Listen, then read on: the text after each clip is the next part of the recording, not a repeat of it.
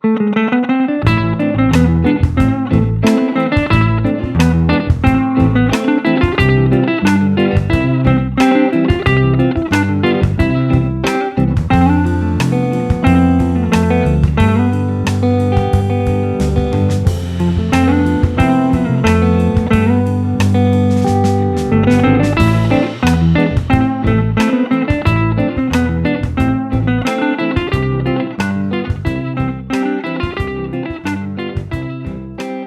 New Year, everybody! Happy New Year. You made it. You made it to 2021. Oh, thank God. As did we.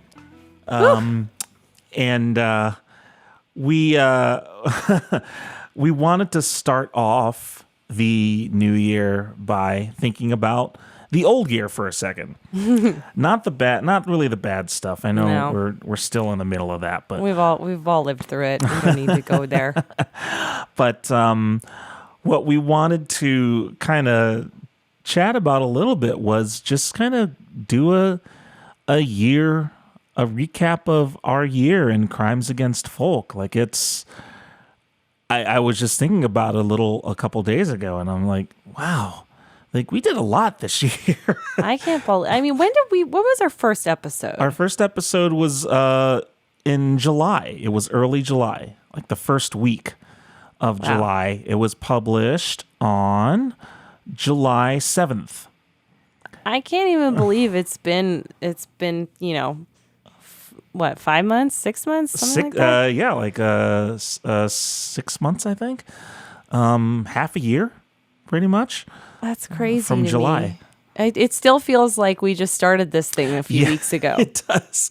I mean, yeah, exactly. Because we do one a week, but it's still like that was back in July. Yeah. And I just thought like, wow, we've done a lot this year. So I figured we kind of revisit just a few of the things we did. Like, first of all, we started a podcast. Like that was something, again, like we've said a few times, we wanted to do for a couple years now.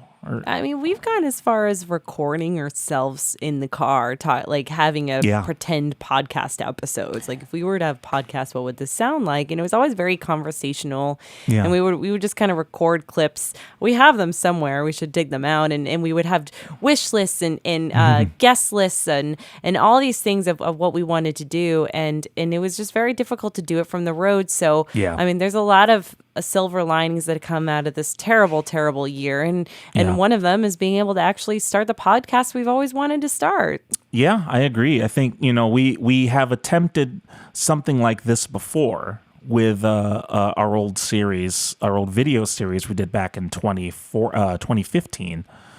Morning Breath. It was sort of a podcast. Yeah, it was like a vodcast. But yeah, we never put it up on any distribution networks or anything. We just kind of put it on YouTube and and that was fun. It was fun. Yeah, we did. It was sort of the same format, but I think we were trying to make it a little more educational. I think, or we were trying to focus solely on things that we did. But of course, by then, at that point, we weren't touring full time. We toured a bit. We toured quite a bit by that time. Yeah, but we hadn't started hitting the road full time. It was honestly shortly after that point that we started doing that. And so I think it got kind of difficult to keep up on the road. Yeah. Which is why we stopped it. But yeah, it was fun then, and this I feel like this is kind of, we've taken some of that and put it into this. It feels like a little bit too. There's a natural evolution, I think, in this podcast from that one. And I think, we kept the video element, obviously. We kept a little bit of the music element because we'd only play one song on that show too. That's right. And we didn't have guests. No guests. If you guys want to watch it, you can check out Morning Breath. Look up Witherword and Morning Breath on YouTube, and you'll find it. They're all still up there. Yeah, so they are. We would do these cover flip series where we'd cover we'd turn major songs into minor, and we would sing songs from other artists we loved, including some of our friends. There was all kinds of different stuff we were trying. Again, similar to Crimes Against Folk, and this is, I mean, Crimes Against Folk has already taken some evolutions in the short 6 months, and we said we were going to do that from the top. We're like, we're going to start this podcast, and it's probably going to start to look a little bit different as we go along, and it has. And we, at Ash and I, we iterate pretty quickly on stuff when we work together, like on things, projects like this, whether it's music or touring or podcasting or whatever. We tend to iterate pretty fast, and so that's why things tend to change pretty quickly with us. Yeah, and I think, it's something that we've said we were going to do from day one of starting Witherward. Like, is this fun? And we constantly ask ourselves that even now, like, is this still fun? Yeah. If the answer is yes, then we continue doing it. If the answer is no, we don't necessarily give it up, but we do tweak it or try a different route to make it fun again. And it usually works, honestly. Yeah. You should try it. Yeah. Try it with your own life. Yeah. Yeah, it's worked for us so far. We've been doing this stuff for a while, and so I think that definitely was borne out in the podcast. And I think and again, one of the things that we also noted a few times, but I just want to kind of put it here officially at this point, is it's become a great way for us to remember or sort of write down our stories that we've encountered with people and just ourselves from all of these shows we've done on the road. I mean, we've done a lot, and there's too many to remember. So whenever I pull up a photo or Ashley pulls up a photo and we send it to each other before the show, and we're always like, oh yeah, I remember that. Which is also why we have guests that come on our show, because we figured, let's not be so selfish to think that other people don't have stories too. Yeah. So we like to invite other people in the music industry, not just musicians. I mean, you guys have seen concert hosts, you've seen publishers, you've seen other podcast hosts, like anyone. You've seen luthiers. We've had all kinds of people on our show, and they all have stories, and we want to hear them. Yeah. We want to hear the stories behind the songs, which is also why we include your live chat in our actual live show. So, if you guys, some of you I know just listen on to the audio only, and that's great too. I feel like that's got to be a unique experience on its own. I know Ed edits it a little bit different. You get a cleaner sound. You get a better mix and a better master. But a lot of you watch live, and if you're watching the live version, then you also get to see your comments and other people's comments. And I love when you guys pipe in with your own experiences, because that's what this is all about. And we do read them, and we don't always have time to respond to all of them. Sometimes we get to them later, but sometimes you guys just start having conversations with each other, and that makes me feel so good. Yeah, because it's a bit of we see the seeds of a community growing there. And exactly. So that's been kind of nice to see, and it's nice to see people get engaged, even as we've changed the show quite a bit from the first few episodes. It's still nice to see people kind of hang out with us and hang in there. So that's been great. I mean, it's really, again, like, it's really kind of incredible how much it's changed over the past several months. As we've kind of, we've refined our process, we've refined our format. I think, we've shortened the show a little bit. Some of those episodes got a little long. It was like, are you guys still with us? Yeah. Oh yeah. We've shortened it a little bit. We've kind of, we've gotten into a few more extra things we wanted to do since we've started, especially with Patreon. So I think that's been really fun to do. And it's also kind of stretched ourselves a little bit. Like, we've had to get used to new ways of doing things, new programs, new hardware, new stuff that we haven't had to work with for a while or ever. And props to you, Ed, for learning most of that. I mean, he's really, gone above and beyond on making this work, because most of you know that we are able to live stream from different locations without Wi-Fi lag, using a program called Jamulus, among many other things. And that's all because of the wizardry of Ed. Well, the main thing I wanted to do was like, it should look seamless on the other end, like when you're watching, especially if you're watching it, like it should still sound great and be a good experience if you're listening to it.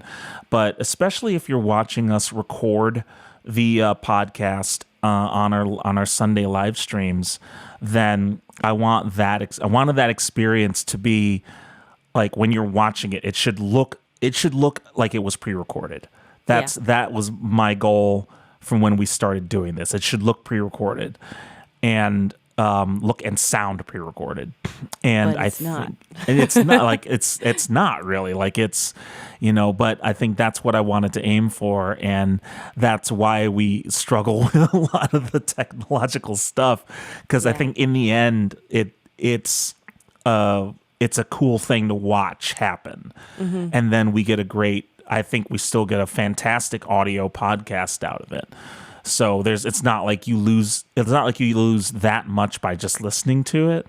I don't think you lose anything. I think it's just kind of a different experience, and it depends on what do you want out of your listening experience. What do you want? Do you want a visual, or do you want to just pop your AirPods in and go and take on a walk with us in your ears, or watch it too? Like I only started doing video edits. I did that, I think, from the 9th episode on.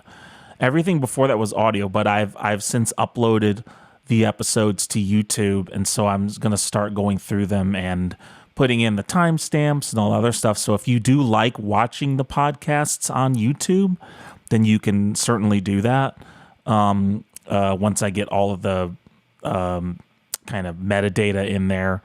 But, from like lately, I've been putting the YouTube versions on as well. So those are nearly identical to the audio version. So if you do like watching your podcasts on YouTube, you can do that.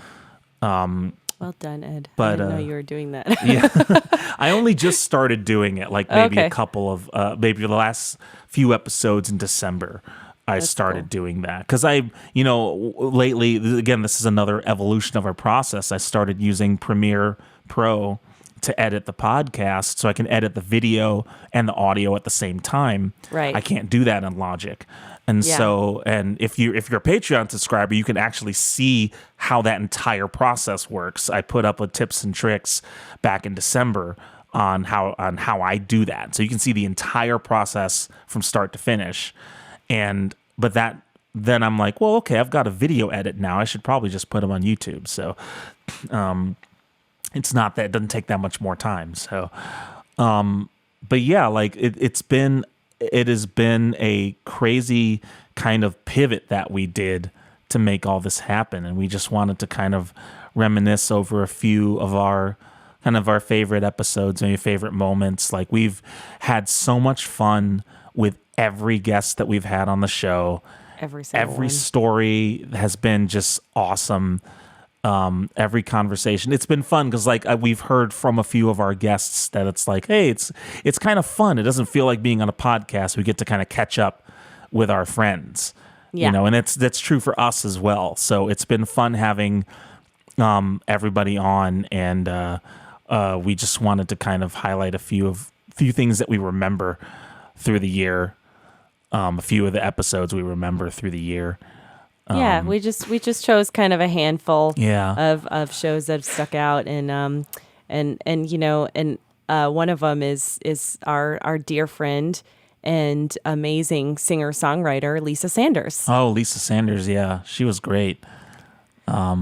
She's really she's really magnetic. Yeah, she's her stage performance, I mean, on the podcast and on the stage, and just in talking to her in general, is just she lights up every single room or screen or stage that she's on. Yeah.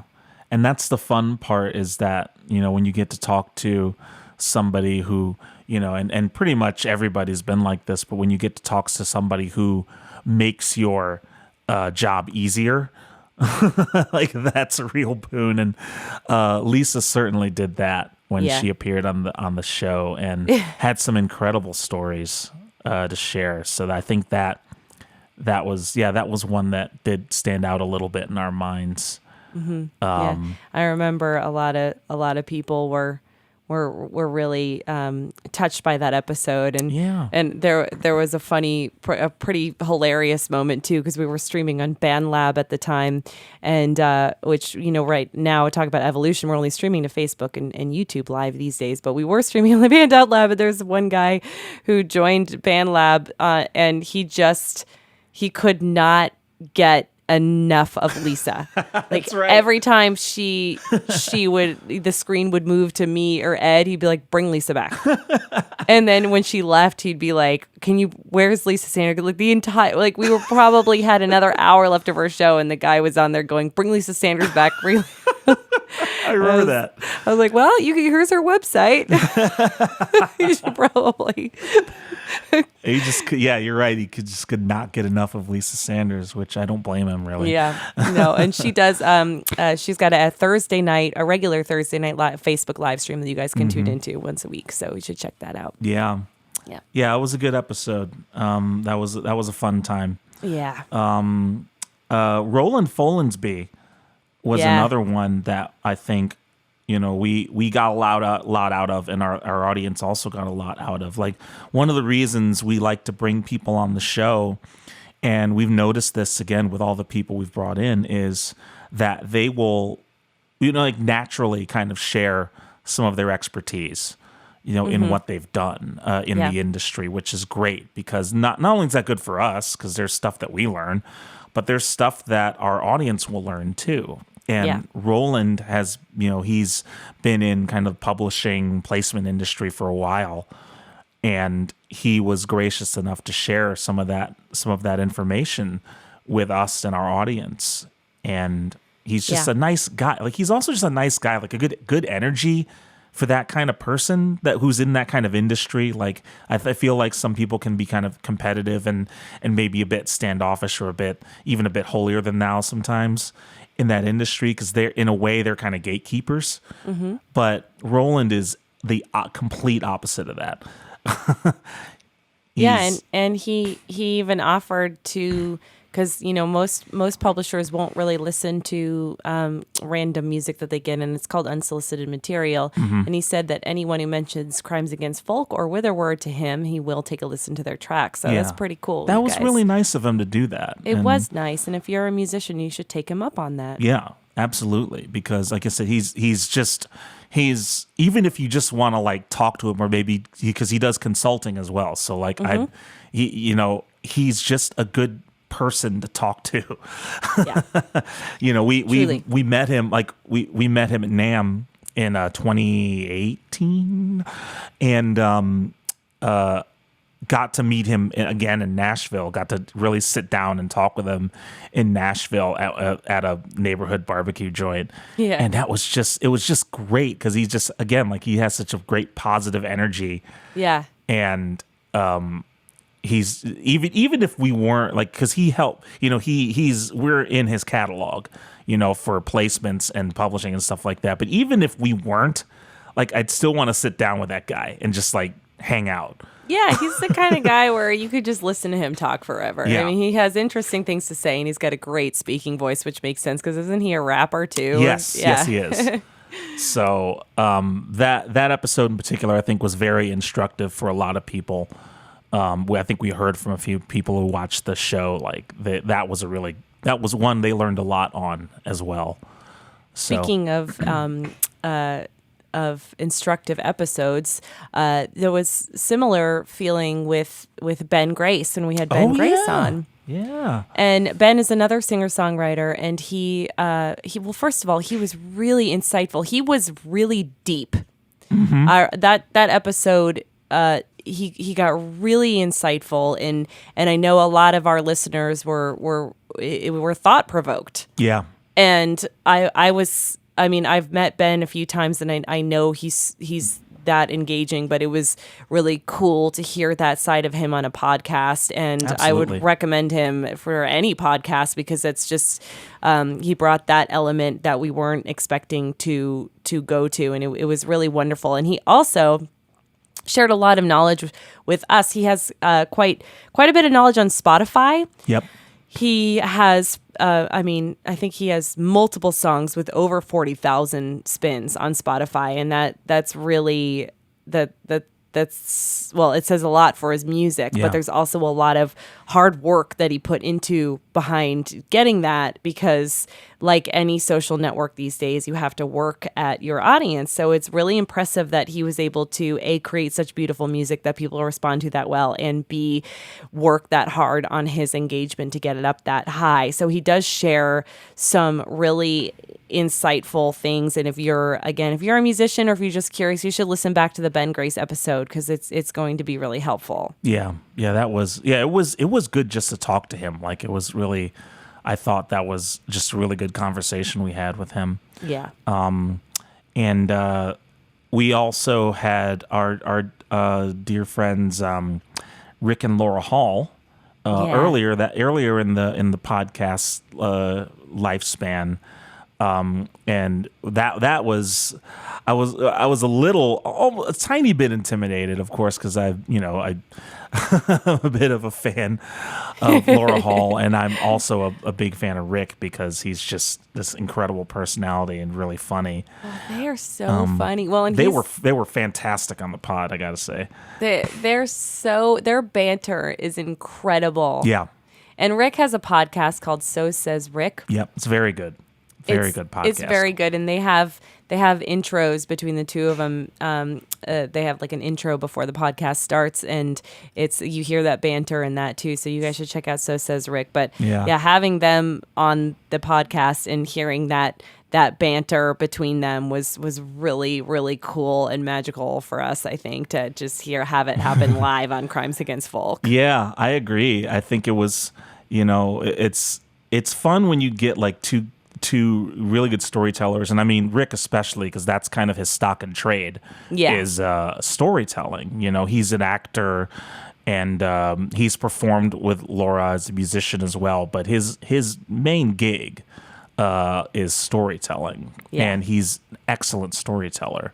He's really wonderful. And that's kind of I think for a podcast, that's one of your kind of good gets, is if someone can tell really good stories. And we've been lucky, I think, that everyone we've gotten has been able to share wonderful stories with us. But I think Rick, he's got so many that he can just fire off at a moment's notice. And it's great to also catch up. It was great also to catch up with Laura too, because we always wonder like how her business is impacted, because she's such a prolific multi-instrumentalist, and just real hard-working musician. Like, this is a person who works super duper hard and is really good at her craft. So we always wonder, like, okay, well, geez, we're in the middle of this nightmare scenario for everybody. Like, how are you handling it? And it's interesting how much they had to pivot as well. Yeah, and she's creating a master class where you could take her improv comedy workshops just right online. Yep. So look up Laura Hall. That's going to be available real soon. And then Rick is doing audiobooks. He's recording someone's audiobook, so he does all kinds of things like that, and they're brilliant. Both of them are just brilliant in the studio at a time when they can't be live anymore. Yeah. So just overall great people. That was super, super fun. Yeah, that was pretty great. And then I had so much fun in the most recent episode before this one. We had Troy Powers on. Yeah. And one of the cool things about that is, Ed knows Troy very well, and Troy knows Ed very well, but they've never met. Nope, I'd never met him. Didn't even come close to meeting him in Nashville. Yeah, and Troy was, I saw, like, the people that I've written the most songs with in my lifetime. Nashville in particular. Yeah. Let's say Nashville. Are Ed, Troy Powers, Johnny Garcia, and Kellyanne Hochter. And And Troy and I used to write all the time, and he and I wrote "Burn the Roses" together. So if you're a Witherword fan, you'll know him from that song, as well as a couple other songs that I do solo at my live shows and some Christmas songs. And he had a Christmas hit back in 1989 that keeps on giving, and Kelly Clarkson just recently cut it. So we really wanted to have him on and talk to him about that, because that was really exciting for him, and also to kind of like introduce him and Ed. And also we had a couple of people who were interested in what he had to say too. Our friend Virginia was very excited that he was going to be on the show. And I think and he's funny. Like, so funny. I understand why he's a really good songwriter. I totally get it, because he was so witty. Like, he'd come up with these little lines like just like that in the middle of the podcast. Yeah, and that's like, what he does in the songs you too. just wrote like 3 songs right here in this podcast. Like, I heard them. Yeah. Did you write them down? No, let's steal them. Yeah. We'll give him some credit for the songwriting, but yeah, he was very charismatic. He's super laid back though. Yeah, he's a really chill guy. Yeah. Like he likes coffee and beer and football and music. That's about it. And women. Yeah. He was really fun to have on the show. Yeah.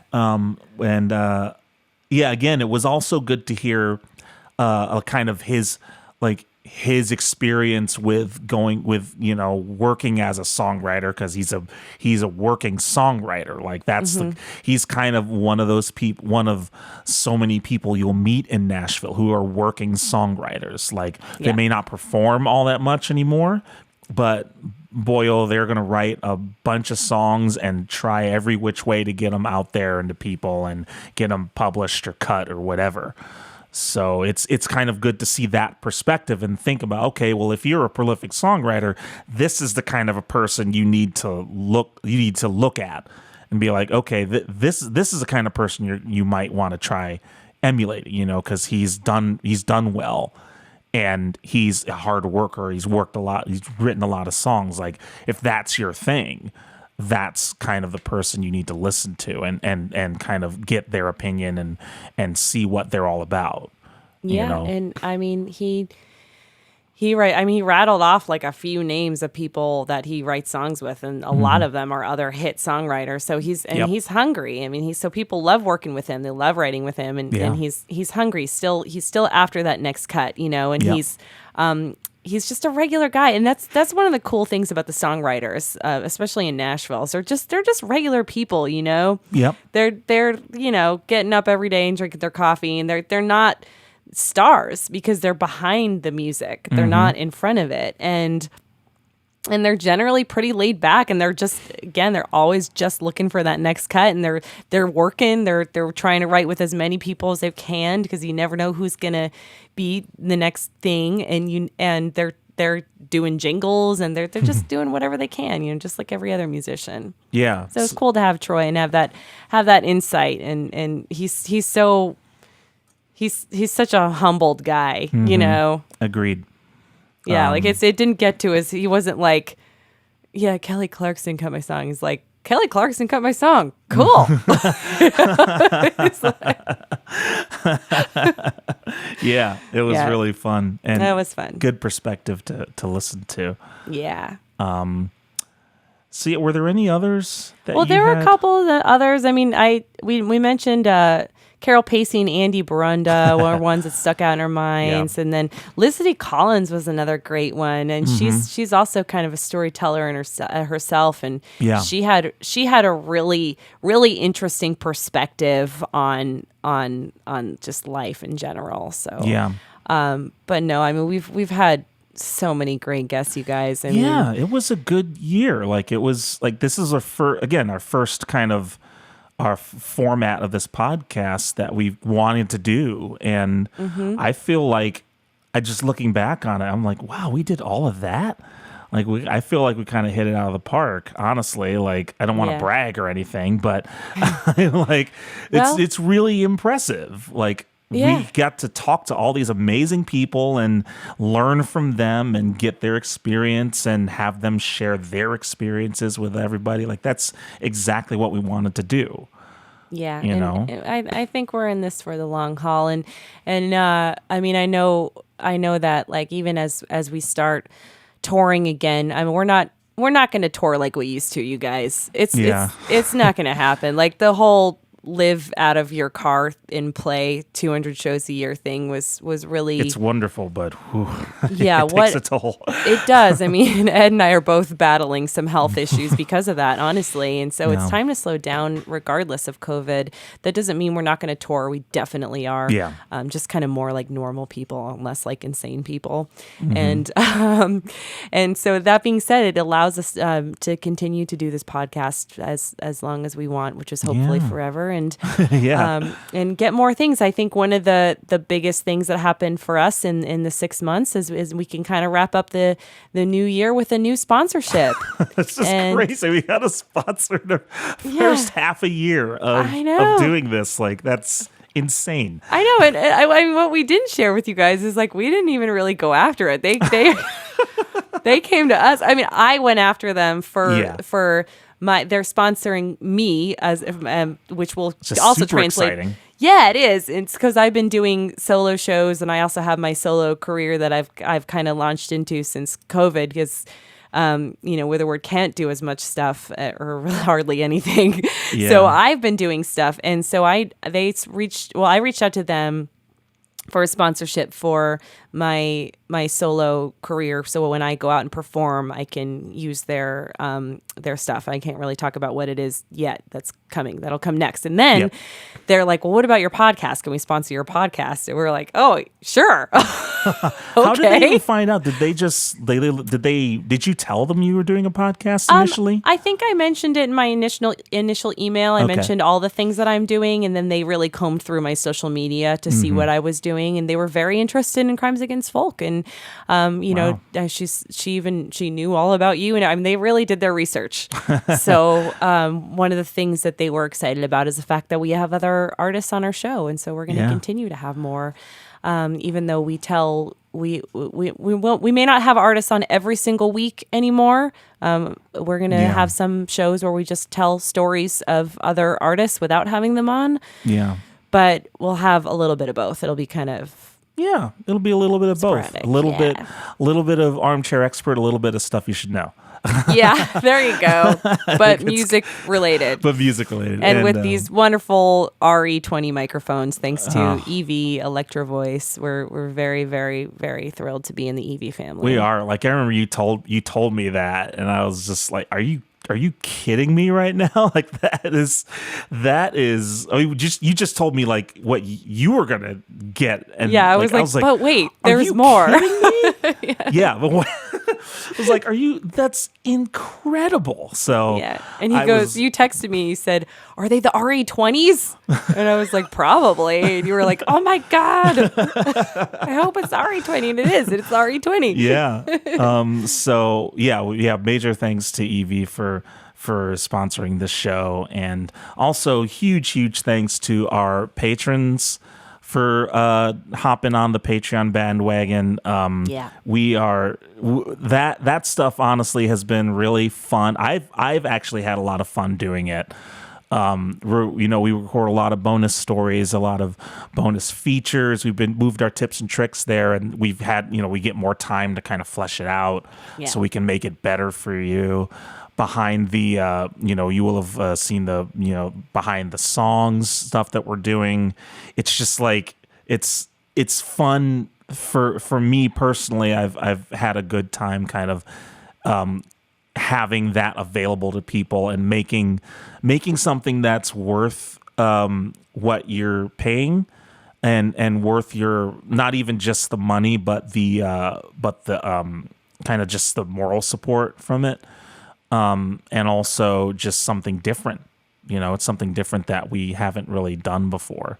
So we really appreciate all of the patrons that comment on the posts and on the open threads. That's been really fun, seeing all of yours. Like, you share stories with us in the open threads. That's been really great. So if you are not a patron yet and you want to hang out with us in Patreon, please consider joining. It's, we only do, the bulk of the stuff is at $5 a month. It's really not that much, and you're getting a whole bunch of stuff, and we just love to see you in our discussions more too. That really, yeah, we need more people to talk to. So, and the Facebook group too. If you become a patron, that automatically gives you an invite into our exclusive Facebook group. Yep. And we just launched that just real recently, but we're excited to get all those parts moving, and like Ed said, have you part of our community. So thank you so much. It's been really exciting. It's been an exciting 6 months, and who knows? I mean, look at how far we've come in 6 months. I just can't wait to see what happens in 2021. I am actually really excited to see how this further evolves. Yeah. And what, all the people we get to talk to in 2021.